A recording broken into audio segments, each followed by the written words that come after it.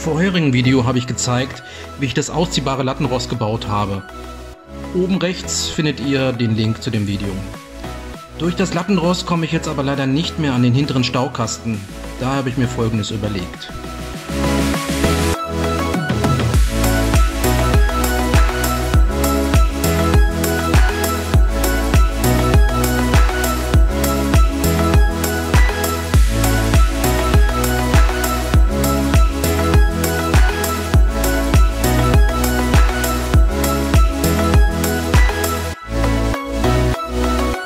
Da sich vor dem erweiterten Staukasten der Hubtisch befindet, ließe sich eine normale Türe nicht öffnen.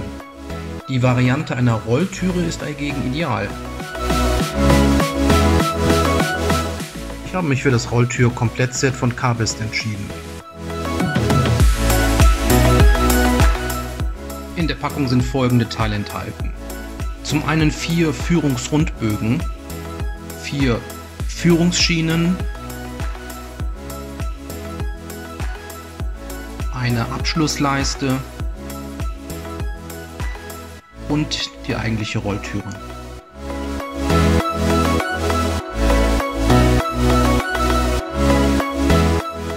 Die Rolltüre besteht aus einzelnen Kunststoffsegmenten. Außen silber, innen grau. Am Ende befindet sich eine Griffleiste.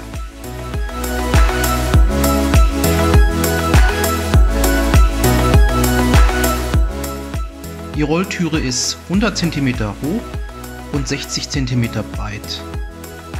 Mit der Führungsschiene wird eine Einbaubreite von 60,5 cm benötigt. Natürlich lässt sich die Rolltüre in der Höhe und in der Breite individuell kürzen. Hier seht ihr die Ausgangssituation mit den unlackierten neuen Seitenwänden.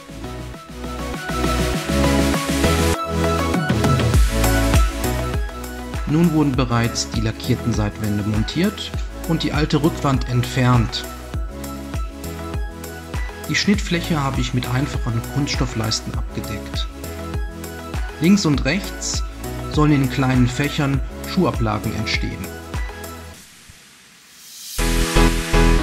Jetzt steht der Einbau der Rolltüre an.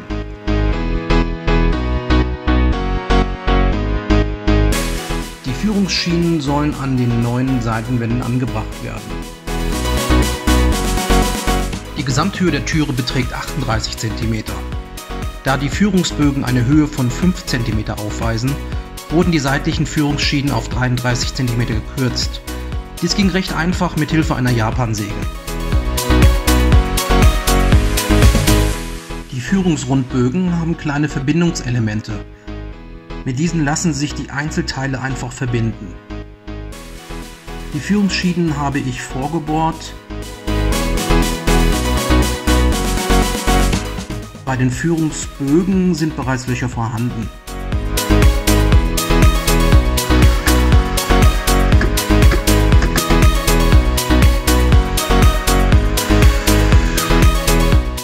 Die Abschlussleiste habe ich entsprechend gekürzt und Löcher für die Schrauben gebohrt.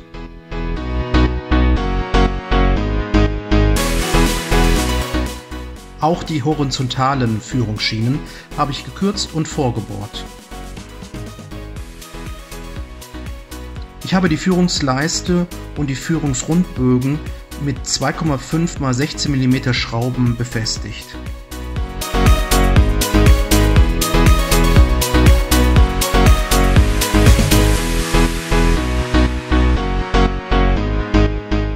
Um die Rolltüre zu kürzen, wird der hinten angebrachte Klebestreifen am benötigten Element durchtrennt.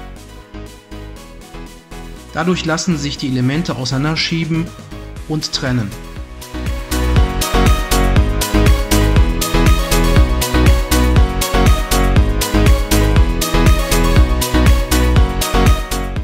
Ich habe nun die Rolltüre eingefädelt und sie lässt sich einfach bewegen.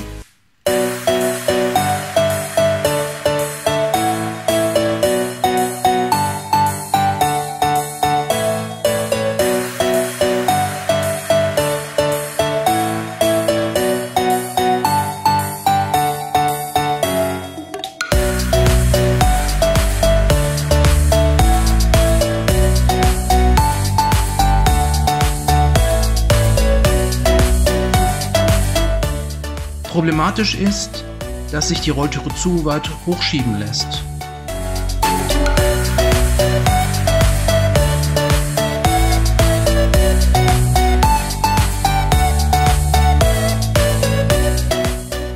Daher habe ich eine Schraube als Endanschlag eingeschraubt.